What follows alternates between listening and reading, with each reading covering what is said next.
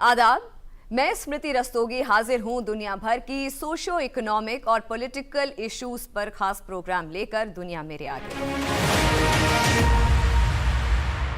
हमारी इस खास पेशकश में आज हम सूडान में खाना जंगी की सूरत हाल और भारत के ऑपरेशन कावेरी की बात करेंगे। सूडान में आर्मी और राइवल पैरामिलिट्री ग्रुप्स के बीच पावर हासिल करने के लिए जबरदस्त कन्फ्रंटेशन के दरमियान सिविल वॉर जैसे हालात पैदा हो गए हैं। खास बात यह है कि इंडियन ओरिजिन के लोग सूडान में सबसे बड़े एशियाई कम्युनिटी में से एक हैं। ऐसे में वायलेंट हुए सूडान से अपने सिटीजन्स को वतन वापस लाने के लिए भारत ने ऑपरेशन कावेरी शुरू किया है, जिसके तहत तकरीबन 2500 भारतीय लोगों की वतन वापसी हो चुकी है। याद रखने वाली बात यह है कि भारत से सूडान के रिश्ते 150 साल पुराने हैं। ऐसे में सवाल ये पैदा होता है कि सूडान के वोलेटाइल हालात से आज की दुनिया पर क्या असर पड़ने वाला है और सूडान के इन हालात से भारत के क्या सरोकार हैं।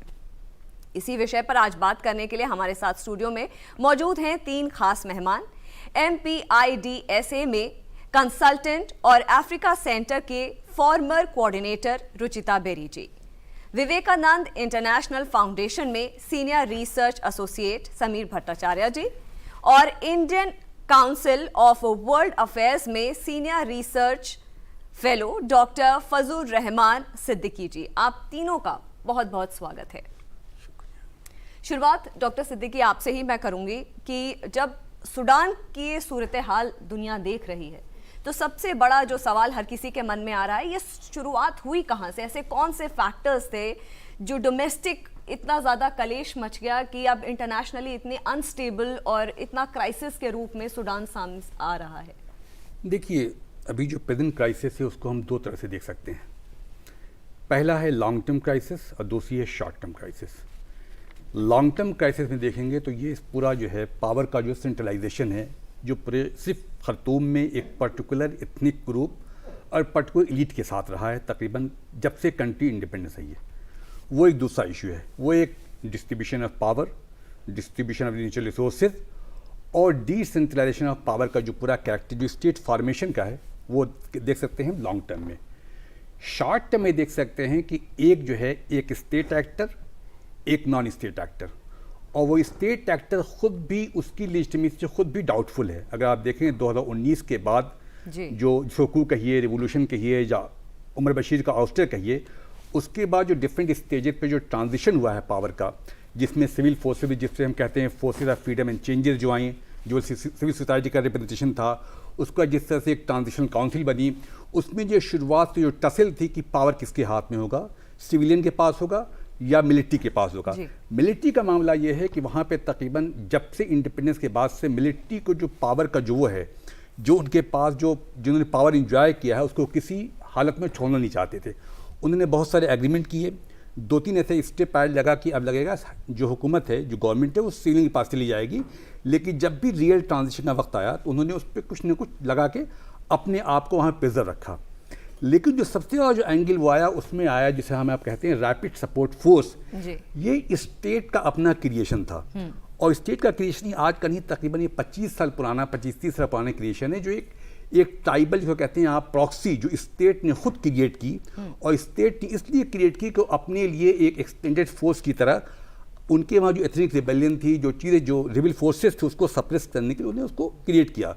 वो धीरे धीरे इतनी स्ट्रांग हो गई कि उसने अपने आप को खुद समझ लिया कि हम एक पैरेलल स्टेट है। और जब वहाँ पे क्यास हुआ, जब वहाँ पे वायलेंस हुआ, जब वहाँ पे स्टेट जो है स्ट्रक्चर पूरा शेकन हो गया, तो वो खुद अपने आप को समझने लगे कि हमारे अंदर हाई टाइम है कि हम एसर्ट करें। और वहाँ पे शुरू होता है पावर स्ट्रगल। और जब मैं पावर स्ट्रगल की बात करता हूँ तो जो स्टेट जिसको अब्दुल फत्ताह बुरहान लीड कर रहे हैं, और ये जो दूसरे साहब हैं जो जिनको जो है जनरल मीडिया पैलेस में वालाट कह रहे हैं, जो भी कहिए उनको, जो जिनको हमिद दोगलो जिनको कहते हैं, उन दोनों के बीच जो टसल है, वो उसने आज सूडान में जो कुछ हो रहा है, ये पावर स्ट्रगल और struggle for the control over the natural resources और लेजिटिमेसी और रिकग्निशन के लिए 2 एंटिटी हैं। लेकिन सवाल इसमें यह है कि जब तक कि वो आपने उनको स्ट्रेंथन किया, पिछली रीजन में स्ट्रेंथन किया, और जो ट्रांजिशन फेज है पिछले 4 साल का, उसमें इस जो है रैपिड सपोर्ट फोर्स ये बहुत ज़्यादा स्ट्रांग हो गई। अब ये नौबत यहाँ तक आ गई कि दोनों अपने आप को समझने लगे कि हम रियल क्लेमेंट हैं, और इस दोनों में सबसे ज़्यादा जो विक्टिम है वहाँ का ट्रांजिशन, वहाँ की सिविल सोसाइटी, वहाँ की जो डेमोक्रेटिक एम्बिशन थी वो थी। अब धीरे धीरे मामला 15 दिन की पहले से चीज़ें चल रही थी तकरीबन, ये मामला सारा 2021 से चलते चलते इसका जो बिल्डअप हुआ वो 2 साल से हो रहा था, लेकिन सडनली 15 अप्रैल से जो चीज़ें आई उसमें पिछले 20 दिन में उसमें बहुत ज़्यादा चीज़ें, कई एंगल आ गए। उसमें एक एंगल आया 2 फोर्सेस के बीच में, एक स्टेट एक्टर एक नॉन स्टेट एक्टर, उसमें फिर एथनिक राइवलरी हो गई, उसमें फिर जो है अरब नॉन अरब हो गया, उसमें अफ्रीकन नॉन अफ्रीकन हो गया, उसमें फिर रीजनल पावर का इन्वॉल्वमेंट हो गया, फिर ग्लोबल पावर्स का इन्वॉल्वमेंट हो गया। तो ये देखिए सिचुएशन जो है बहुत इतनी कॉम्प्लेक्स और इतनी कॉम्प्लिकेटेड है कि किसी के पास भी कोई स्पेस नहीं है कि कहाँ से नेगोशिएट करें, कहाँ से सीज फायर करें, कहाँ से पीस प्रोसेस की हम बात करें। इसलिए कि दोनों के लिए ये बहुत ही डू और डाई की सिचुएशन है। जो रैपिड सपोर्ट फोर्स है वो सोचे कि मेरे लिए हाई टाइम है, इस वक्त अगर हम सबड्यूड हो गए तो मेरी कहानी ख़त्म। आर्मी को लग रहा है कि ये हाई टाइम ये है कि जो पिछले 20-30 साल में जो एक नॉन स्टेट एक्ट है, जो प्रॉक्सी जिसको स्टेट ने क्रिएट किया था अपनी हेल्प के लिए, इसको पूरी तरह से इसको माइलाइज करके, सबड्यूट करके, एलिमिनेट करके, या उनको स्टेट का ऑपरेशन का हिस्सा बना के अगर हम इस चीज़ को मुस्तकिल के लिए ख़त्म कर लें तो मुझे लगता है कि ये फाइट बहुत ही लंबे दिनों तक चलेगी, और उसको फिलहाल कोई भी रास्ता नज़र नहीं आ रहा है। उसकी वजह है कि दोनों बहुत ही स्ट्रांग हैं, दोनों की अपनी अपनी कॉन्स्टिट्यूंसी है, दोनों की अपनी अपनी लेजिटिमेसी क्लेम कर रहे हैं। तो उसका ये पूरा का पूरा जो सिनेरियो है फिलहाल सिचुएशन यहाँ तक लाने में इन सब चीज़ों फैक्टर्स का हाथ है। एक चीज़ बहुत अच्छे और स्पेसिफिकली जो कैटेगोरिकली पॉइंट की गई है डॉक्टर सिद्दीकी ने, समीर आप पर आऊँगी मैं, कि बहुत कॉम्प्लेक्स सिचुएशन है, बहुत वॉलेटाइल इस वक्त सूडान में हालात हैं। ऐसे में इंटरनेशनली जब हम बात करते हैं तो क्या इम्पैक्ट होता है, ख़ासकर जो नेबरिंग कंट्रीज़ हैं उनके बारे में, देशों के बारे में मैं पूछूंगी। और एक और चीज़ जो मुझे लगता है हर किसी के मन में आ रही होगी कि इसमें वेस्टेड इंटरेस्ट किसके कहाँ पर क्या है, क्योंकि कौन किसे कैसे सपोर्ट कर रहा है कि सिचुएशन अपना, मतलब अगर हम कोशिश करें कि कोई समाधान निकले या कोई सोल्यूशन निकले तो उसकी तरफ चीज़ें नहीं बढ़ती दिख रही हैं। और जैसे डॉक्टर सिद्दीकी ने भी बोला कि अभी शायद वक्त लग सकता है कोई सोल्यूशन निकलने में। देखिए, सिद्दीकी जी ने जैसे बोला, ये सूडान इशू बहुत ही कॉम्प्लेक्स है। इसमें सूडान को हमें एक तो ना कि सूडान में खाली ऑयल है, Sudan is very rich in natural resources. Sudan में गोल्ड का भी गोल्ड, पोटासियम, मैग्नीशियम, बहुत सारे नेचुरल रिसोर्स है। And geographically also Sudan is very close to Red Sea. तो वो जो रेड सी वाला एरिया है, हर कोई चाहता है रेड सी वाला एरिया में अपना कंट्रोल रहे। वो चाहे आप सऊदी अरब को ले लो, वो चाहे यूएई को ले लो, आप टर्की को ले लो, ईरान को ले लो, यूएस को ले लो, या रशिया को ले लो, और इजिप्ट को ले लो ऑब्वियसली। तो ये सारे कंट्रीज़ के अपना अपना वेस्टेड इंटरेस्ट है। अभी फॉर एग्जांपल हम लोग स्टार्ट करते सऊदी अरबिया से। Saudi Arabia just opposite of Red Sea के जो उल्टे किनारे है उधर ही है सऊदी अरबिया। अभी सऊदी अरबिया को पिछले कुछ सालों से 2015 से बहुत इन्वेस्टमेंट कर रहा है सूडान में, और वो सऊदी अरबिया चाह रहा है कि वो जो गवर्नमेंट है सूडान की उसको कंट्रोल करे, और ताकि थ्रू सूडान वो रेड सी का जो वो पोर्ट एरिया है वो जगह पे कंट्रोल रखे। और आपको याद होगा जब ये सूडान और येमेन के बीच में लड़ाई हुआ था, सऊदी अरबिया और येमेन के बीच में जब लड़ाई हुआ था, तब सऊदी अरबिया को सूडान ने काफ़ी सपोर्ट दिया था। ये बुरहान की जो आर्मी है, यही आर्मी जाके सऊदी अरब को हेल्प किया था to fight this Yemeni rebel groups. और उसके बाद ये हुआ था कि सऊदी ने आरएसएफ जो ग्रुप है, दूसरा ग्रुप जो है पैरामिलिटरी ग्रुप, उनके जो दगालो जो लीडर है, वो दगालो भी बाद में गए थे। एंड इनफैक्ट वो जो प्राइम आर्मी है, मेन आर्मी है, उससे भी ज़्यादा हेल्प सऊदी को ये दगालो के आर्मी ने किए थे उस टाइम। तो उसी टाइम पे actually Dagalo became very powerful, वो रिच बने सऊदी, एंड बाद में UAE also supported. So these are the two countries who want stability in this in this country. But in the meantime आपको ये भी समझना, और इन दोनों का ये भी है कि इन लोगों को इस्लामिस्ट का जो एक इन्फ्लुएंस है सूडान की गवर्नमेंट में बहुत दिन से रहा है, स्पेशली बशीर के जाने के बाद धीरे धीरे वो इस्लामिस्ट इन्फ्लुएंस थोड़ा कम हो रहा है। तो इन दोनों को ये भी चाहिए कि इस्लामिस्ट को थोड़ा कंट्रोल में रखने के लिए इस देश में शांति बजाय रखे। लेकिन उधर आप टर्की को देखेंगे, टर्की का भी इंटरेस्ट है। टर्की चाह रहा है कि टर्की मानता है अपने आप को एक सिविलाइजेशनल स्टेट, और टर्की एक टाइम पे सूडान के कुछ हिस्से टर्की के पार्ट थे। टर्की का वो पोर्ट सूडान के बगल में एक जगह है जो सुआकिन फैसिलिटीज़ है, वो अभी अंडर कंस्ट्रक्शन है। That port once used to be part of Ottoman Empire. तो टर्की पिछले साल काफ़ी सारे इन्वेस्टमेंट किए हैं कि उस सुआकिन पोर्ट को डेवलप किया जाए। तो टर्की का trade and business related interest है। इजिप्ट को अब देखेंगे, इजिप्ट का सबसे बड़ा इंटरेस्ट है पानी। इजिप्ट की जो 90% पानी है वो आता है नाइल रिवर से, और नाइल रिवर सूडान होके ही जाती है। तो इजिप्ट को चाहिए सूडान में ऐसा कोई गवर्नमेंट जिसके साथ उसका अच्छा अंडरस्टैंडिंग हो, ताकि वो अपना रीजनल हेजेमोनी जो है बजाय बरकरार रखे और वो इथियोपिया के ऊपर कंट्रोल कर पाए। इथियोपिया भी एक बहुत बड़ा सा डैम बना रहा है वो पानी को, नाइल के पानी को यूज़ करने के लिए। तो ये है इजिप्ट का इंटरेस्ट। और फिर जो नेबरिंग कंट्रीज़ है उनके तो सबसे बड़ा प्रॉब्लम है रिफ्यूजी क्राइसिस। अगर ये लोग जो अभी फ़िलहाल ये नंबर एस्टिमेटेड है, लेकिन करीब करीब 1 लाख लोग ऑलरेडी भाग चुके हैं नेबरिंग, ये चाद, ये साउथ सूडान, ये सेंट्रल अफ्रीकन रिपब्लिक, ये सारे कंट्रीज़ में। तो इनके लिए शांति इसलिए ज़रूरी है कि ज़्यादा रिफ्यूजी नहीं आए। ठीक है, अभी फाइनली मैं आता हूँ, ये जो आप इंटरनेशनल पावर की बात करेंगे, रशिया और यूएसए, इन दोनों की मैं बात करना चाहूँगा। रशिया के साथ सूडान का पिछले कुछ सालों से धीरे धीरे रिलेशनशिप काफ़ी इम्प्रूव हुआ है, और बल्कि एक इम्पॉर्टेंट बात यह भी है कि पिछले साल जिस दिन यूक्रेन में रशिया ने अटैक शुरू किया था, उसी दिन या उसके अगले दिन ये मिलिट्री सूडान के मिलिट्री लीडरशिप रशिया में गए थे। तो ये एक सिंबलिक सपोर्ट था रशिया के लिए कि हाँ आप जो भी करो हम आपके साथ हैं। और रशिया ने उस टाइम पे ये अनाउंस किया था कि अगले हम भी एक पोर्ट बनाएंगे। ये रेड सी रीजन जो है बहुत जियोग्राफिकली कॉन्टेस्टेड रीजन है, तो रशिया ने बोला था कि हम इधर एक पोर्ट बनाएंगे, हम आपको ये पोर्ट हम 25 साल के लीज में लेंगे, उसमें हम 4 न्यूक्लियर सबमरीन तक रखेंगे, 4 बड़े बड़े शिप रखेंगे, न्यूक्लियर सबमरीन रखेंगे। तो ये चीज़ जो है, और सूडान वाले एग्री भी हो गए थे। बुरहान दगालो ने तो पब्लिकली स्टेटमेंट दे दिया कि बड़ा अच्छा हो रहा है।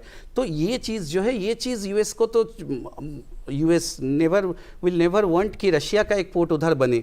तो यूएस का भी एक इंटरेस्ट ये है कि किसी तरीके से रशिया सूडान की जो रिलेशनशिप है उसको थोड़ा उसको रोका जाए। और बट अभी का जो यूएस का सिचुएशन है, फ़िलहाल USA is not getting directly involve. US चाह रहे हैं कि ये लोग अपने आप बात करके इसको सुलझा ले, और वो ज़्यादा इन्वॉल्व नहीं होना चाह रहे। लेकिन आगे जाके क्या होगा, यूएस का क्या रोल होगा, कुछ नहीं कह सकते जी। ये तो देखने वाली बात रहेगी। रुचिता, बहुत अच्छी तरीके से मुझे लगता है, बहुत ब्रीफली इन्होंने जो सिचुएशन बताई है कि इंटरनेशनली और रीजनली और जो नेबरिंग कंट्रीज़ हैं किस तरह से वेस्टेड इंटरेस्ट हैं, किस तरह से ये जो पूरी क्राइसिस है इम्पैक्ट कर रही है या क्या रिपरकशंस हो रहे हैं। रेड सी रीजन के बारे में समीर ने अंडरलाइन किया कि बहुत इंपॉर्टेंट है स्ट्रेटिजिकली, ये लोकेशन बहुत इंपॉर्टेंट। लेकिन अगर हम इंडियन पर्सपेक्टिव से समझना चाहें तो मैरीटाइम सिक्योरिटी के लिहाज से कितनी अहम और कितनी ख़ास और कितनी क्रूशल है ये जगह?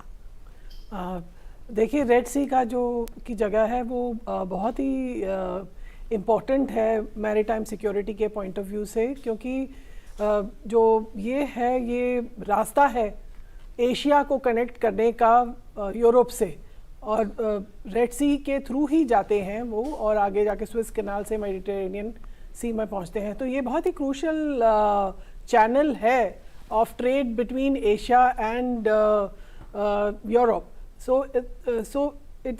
ये बहुत ही हमारे इंटरनेशनल कम्युनिटी के लिए इम्पॉर्टेंट है कि यहाँ पर जो है पीस बना रहे सूडान में, और ज़्यादा जो है जंग ज़्यादा लंबी ना छिड़े, क्योंकि ये एक तटवर्ती देश है और मैरीटाइम सिक्योरिटी जो है वो बहुत इम्पॉर्टेंट है। आगे ट्रेड जो है हमारा दूसरे देशों से बना रहे, भारत का ट्रेड दूसरे यूरोपीय देशों का, जापान का, जो मेन एशियाई देश हैं उनका ट्रेड बना रहे वहाँ से। और वैसे भी इंडिया के जो रिलेशंस हैं सूडान से बहुत पुराने हैं और सिक्योरिटी रिलेशंस तो इतने ज़्यादा स्ट्रॉन्ग नहीं कहूँगी मैं, बट डेवलपमेंट कोऑपरेशन के रिलेशंस तो काफ़ी पुराने हैं। पॉलिटिकल रिलेशन सूडान से काफ़ी पुराने चल रहे हैं हम लोगों के। और मैरीटाइम सिक्योरिटी की पॉइंट ऑफ व्यू से भी जो जैसा आप कह रही हैं वो बहुत ही इम्पोर्टेंट है सूडान। और ये पता चल रहा है हमें कि बहुत सारे जैसे देश हैं, जैसे रशिया है, जैसे यूएई है, ये सब अपने यहाँ पे पोर्ट डेवलप करना चाह रहे हैं। वो बताता है कि ये जो एरिया है ये स्ट्रेटेजिकली इम्पॉर्टेंट है। सब देश अपना इन्फ्लुएंस इस जगह करना चाहते हैं क्योंकि सब चाहते हैं कि हमारा कुछ हिस्सा हो यहाँ पे और हम इस एरिया को कंट्रोल कर पाएँ आगे फ्यूचर के लिए अपना। तो इसलिए मेरे विचार से मैरीटाइम सिक्योरिटी के पॉइंट ऑफ व्यू से सूडान जो है बहुत ही अहम जगह है पूर्वोत्तर अफ्रीका की, मतलब हॉर्न ऑफ अफ्रीका रीजन में सूडान जो है बहुत इम्पॉर्टेंट जगह है। बिल्कुल, आपने बहुत अच्छे से ये चीज़ समझाई कि हॉर्न ऑफ अफ्रीका की जब हम बात करते हैं तो ये एक बहुत इम्पॉर्टेंट रीजन है जहाँ पे न केवल बाकी देशों की बल्कि भारत का एक बहुत अहम और बहुत ख़ास एक वो एरिया है जहाँ जो मैरीटाइम सिक्योरिटी के लिहाज से बहुत क्रूशल है। तो उस लिहाज से भारत की पूरी कोशिश रहेगी कि ऐसी कोई चीज़ या ऐसे कोई कहीं पे गलती ना हो जाए या कहीं पे ऐसा कोई हम ऐसा कोई स्टेप ना ले लें जिससे रेपरकशंस भाई हमको देखने पड़े। डॉक्टर सिद्दीकी, मैं आपसे फिर से आपके पास आऊँगी और ये सवाल मैं आपसे करूँगी कि जो जियोपॉलिटिकल सिचुएशन है इस वक्त उसको आप किस तरह से समझाएंगे, ख़ासकर जब हम साउथ अफ्रीका की बात करेंगे। इकोनॉमिक सिचुएशन भी मैं समझना चाहूँगी कि किस तरह से रेपरकशंस इस चीज़ के हैं। रिफ्यूजी क्राइसिस एक बहुत बड़ा एक अहम सवाल है कि किस तरह से जो नेबरिंग कंट्रीज़ हैं उसके लिए तैयारी कर रहे हैं या नहीं उस चीज़ को होने देना चाहते हैं, कैसे समझाएंगे आप? देखिए, जो सबसे बड़ा पिछले 10-12 साल से आपने देखा होगा कि उस अरब वर्ल्ड के उस पार्ट में जो क्राइसिस है जिसको हम कहते हैं अरब अपराइजिंग के बाद जो सबसे मेजर जो क्राइसिस है दो क्राइसिस है। पहली बात तो ये है कि स्टेट जो है पूरी तरह फेल हो गया, चाहे वो सीरिया देखें, चाहे लीबिया देखें, चाहे इराक देखें, यमन देखें, लाइन से। और जो उसका जो रिपरकेशन जो सबसे लॉन्ग टर्म रिपरकेशन है, शॉर्ट टर्म, और वो रिपरकेशन जिससे सारे कॉन्टिनेंट इफेक्ट हुए वो था रिफ्यूजी क्राइसिस। आप देखिए 2015 से जो पूरा यूरोप का पूरा जो डिस्कोर्स है, जिस तरह से सीरिया से, लीबिया से और लोग जिस तरह से वहाँ पे यूरोपियन टेरिटरी को जिस तरह से स्थान कर रहे थे, उनके लिए सिक्योरिटी चैलेंजेस, उनके लिए इकनॉमिक चैलेंजेस, और उसके अलावा जो उनके लिए बहुत बड़ा जो चैलेंज था वो था उनका जो डेमोग्राफिक जो चैलेंज था। वो चीज़ों ने पूरे दुनिया को कम से कम 2 कॉन्टिनेंट को तो हिला रखा था। इसलिए इस वक्त जो दुनिया का सबसे बड़ा फोकस है कि जो माइग्रेशन है, जो इलीगल जो माइग्रेशन है, चाहे सिक्योरिटी के पॉइंट ऑफ व्यू से, चाहे इकनॉमिक सर्च के लिए, चाहे अपने फ्यूचर को अच्छा करने के लिए, उन चीज़ों के एक अजब तरह का एक नया डिस्कोर्स है। तो जहाँ तक सूडान से अगर रिलेट करेंगे आप, तो पहली बात ये है कि सूडान जो पूरा खत्ता है जो नॉर्थ अफ्रीका का, वहाँ पे पॉलिटिकल स्टेबिलिटी तकरीबन 10-12 साल से बहुत बुरी तरह है। चाहे लीबिया देखें आप, चाहे ट्यूनिशिया देखें आप, चाहे इसको पूरा जो है इजिप्ट भी देखें अगर आप, तो पूरी की पूरी जगह जो सोशल सिक्योरिटी है, जो पॉलिटिकल इंस्टेबिलिटी है, जो लोगों का इकनॉमिक जो ग्राफ है वो डिक्लाइन हो रहा है, जो पूरा क्यास है, उसमें सबसे बड़ी जो लोगों के लिए सबसे बड़ा चैलेंज और थ्रेट है कि कैसे हम सर्वाइव करें, हम अपने आप को कैसे जिंदा रखें। और उसके लिए ये नहीं है कि हम वहाँ से कैसे, बल्कि वहाँ कोई भी रास्ता है। आप देखिए आए दिन रिपोर्ट आती है कि लोग रेड सी में, लोग मेडिटेरियन में किस तरह से लोग अपना पूरी प्राइवेट शिप से यहाँ से वहाँ से लोग जो है डेली कोई ना कोई चीज़ें, एक ऐसा कोई ना कोई इंसिडेंट होता है कि 100 लोग मर गए, 200 लोग मर गए। तो इन चीज़ों को रोका कैसे जाए? अभी देखिए जैसा बता रहे थे समीर साहब कि जो पूरा जो नेबरिंग कंट्री है सूडान का, जो चाहे वो सेंट्रल एशियन रिपब्लिक हो, इजिप्ट हो, साउथ सूडान हो, इथियोपिया, उनके लिए बड़ी क्राइसिस है। और ऑलरेडी उन कंट्रीज़ ने अपनी अपनी बॉर्डर को सिक्योर करना शुरू कर दिया है और इस तरह के एक पॉलिसी मैकेनिज्म अडॉप्ट करें कि कैसे रोका जाए। अभी रिपोर्ट्स आ रही है कि इजिप्ट में ऑलरेडी 45,000 लोग जा चुके हैं, सेंट्रल रिपब्लिक में जा रहे हैं लोग, कहीं 30,000 हैं, कहीं 20,000 जी। हैं। अभी टोटल जो पॉपुलेशन सूडान की है 45 मिलियन है, उसमें से ऑलरेडी 3 पॉइंट समथिंग जो है वो इंटरनली डिस्प्लेस्ड हैं। 1 लाख लोग जा चुके हैं, कुछ लोग जा रहे हैं। तो ये जो पूरा का पूरा जो क्यास है वो पूरी नेबरिंग कंट्रीज के लिए एक चैलेंज है। चैलेंज सिर्फ सिक्योरिटी का नहीं है, जब वो आते हैं तो इस तरह का इकोनॉमिक बर्डन है। जैसे फॉर एग्जांपल मैं बताऊं आपको, जो सीरिया से तकरीबन 3 मिलियन लोग टर्की में गए, अभी टर्की में इलेक्शन है 14 मई को, ये बहुत बड़ा इशू बना हुआ है कि इन लोगों ने हमारे इकोनॉमिक रिसोर्सेज को कैसे एग्जॉस्ट किया, कैसे हमारा जो इकोनॉमिक शेयर था उसको उन्होंने कैसे उन्होंने लिया हमसे। सारी बात है, जब कोई भी कंट्री में जब कोई एक्सटर्नल इंटर करता है, जब कोई एलियन लोग आते हैं तो उनके लिए बहुत सारे सवालात आते हैं। एक नेशनलिटी का इशू होता है, आइडेंटिटी इशू होता है, इकोनॉमिक इशू होता है, सिक्योरिटी इशू होता है, और एक शहर में एक अजब तरह का पूरा ये कौन लोग हैं आखिरकार। ये सारे के सारे सवालात जो होते हैं वो स्टेट के लिए बहुत सारे सवालात खड़े करते हैं। तो सिर्फ ये सवाल सूडान के लिए नहीं है, बल्कि सवाल सारी चीज़ों के लिए है। तो economic factor, security factor, demographic factor, और ख़ास करके वो रीजन जब ऑलरेडी तकरीबन 1 डिकेड से डिफरेंट क्राइसिस से गुजर रहा है। इसकी एक चीज़ और भी है कि आज देखिए, अगर पिछले तकरीबन ये पूरा का पूरा जो डिकेड है, जब बल्कि जो नई सदी है, अगर हम देखें अगर आप, तो ये पूरा कन्फ्लिक्ट है। मतलब यूरोप में हमने देखा कैसे यूक्रेन में क्या हो रहा है, वहाँ से पोलैंड में रिफ्यूजी कैसे जा रहे हैं, सीरिया से जा रहे हैं, अफ्रीका से जा रहे हैं। तो एक नए तरह का जो चैलेंज आया है, वो चैलेंज आया है रिफ्यूजी क्राइसिस, जिसको कहते हैं इमिग्रेशन कहिए, माइग्रेशन कहिए पे। और उसके गूज में बहुत सारे जो है सारे चीज़ें जो नॉन स्टेट एक्टर्स हैं, स्मगलिंग हो रही है। एक नए तरह का एक वॉर इकोनॉमी, एक नए तरह की इकोनॉमी डेवलप हुई, जिसमें कुछ नॉन स्टेट एक्टर्स का, कुछ ग्रुप का इंटरेस्ट डेवलप हो गया है कि सिचुएशन जैसी है वैसी सस्टेन्ड है, सिचुएशन वैसी परपेचुएट करे। अब ये सूडान में चीज़ें हो रही हैं। अभी मैं आज एक रिपोर्ट में पढ़ा था कि उसमें कैसे कैसे लोग अपना घर द्वार छोड़ के जा रहे हैं, लोग किसी तरह अपने भाग रहे हैं। लेकिन सवाल सिर्फ जाने का नहीं है, सवाल है कि जिस कंट्री में आप जा रहे हैं वो कंट्री क्या उनके अंदर इतनी कैपेसिटी है, कैपेबिलिटी है कि आपको वो इकोनॉमिकली एब्जॉर्ब कर लेंगे, आपको कॉप कर लेंगे, जबकि वो खुद कंट्री जो लड़ रही है। तो सबसे बड़ा चैलेंज ये है कि कैसे अपने बॉर्डर को सिक्योर किया जाए, और कैसे वो जो लोग आ रहे हैं उनको हम कैसे आइडेंटिफाई करें कि एक्सट्रीमिस्ट नहीं है, ये टेररिस्ट नहीं है, ये वो लोग कोई इस तरह की आइडियोलॉजी नहीं कैरी कर रहे हैं जो हमारा जो पीसफुल जो रीजन है, जो उनको कहीं ना कहीं से डिस्टेबलाइज कर दें, उनको कहीं ना कहीं से रेडिकलाइज कर दें। इस तरह के जो सारे चैलेंजेस हैं, वो चीज़ें जो इसका आंसर जो है, इसका ये आंसर विजिबल नहीं है। ये चीज़ें बहुत हो सकता है कि सालों लग जाए इस चीज़ को टैकल करने में, इस चीज़ को एडजस्ट करने में। बहुत अच्छी आपने बात बताई कि मुझे लगता है कि बहुत आसान शब्दों में जो पूरी क्राइसिस है उसका आपने निचोड़ डॉक्टर सिद्दीकी बता दिया। मुझे लगता है दर्शकों को, हमारे व्यूअर्स को बहुत कुछ टेक अवेज, बहुत कुछ समझने को, बहुत कुछ सीखने को यहाँ से मिलेगा। समीर जी, आपके पास आऊँगी। भारत का ये जो पूरा रोल है इंडिया का, खासकर ऑपरेशन कावेरी की मैं बात करूँ, 150 साल पुराने जो रिश्ते हैं सूडान के साथ वो इंडिया के हैं, और सबसे ज़्यादा भारतीय मूल के लोग वहाँ पे उनके जो हैं वहाँ पे हैं।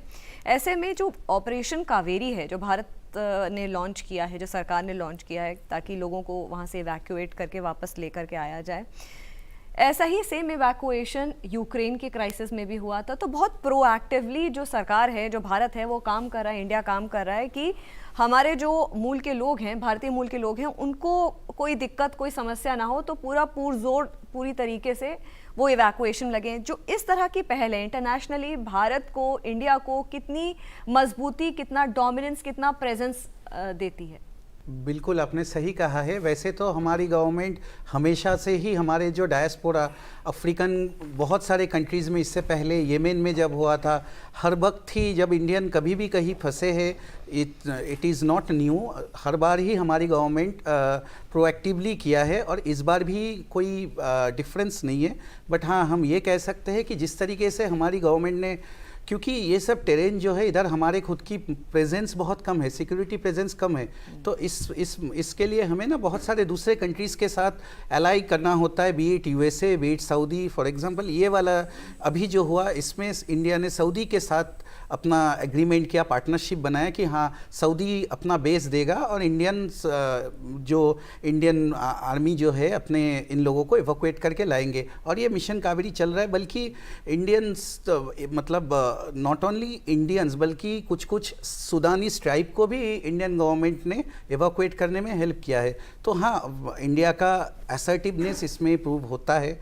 एंड आगे जाके ऐसे भी हो सकता है कि कुछ दूसरे देश के लोग भी भारत से मदद मांगे कि आप मदद करिए हमें एवाक्वेट करने में हमारे देश के लोगों को। जी, आप तीनों का ही बहुत बहुत शुक्रिया हमारे साथ इस कार्यक्रम में आने के लिए। और हमारे इस खास पेशकश में फ़िलहाल इतना ही। हमारा प्रोग्राम आपको कैसा लगा इस पर आप अपनी राय भी दे सकते हैं। इसके लिए हमारा ईमेल आईडी है ddurduspecials@gmail.com। इसी के साथ हमारी पूरी टीम को दीजिए इजाज़त। आदाब।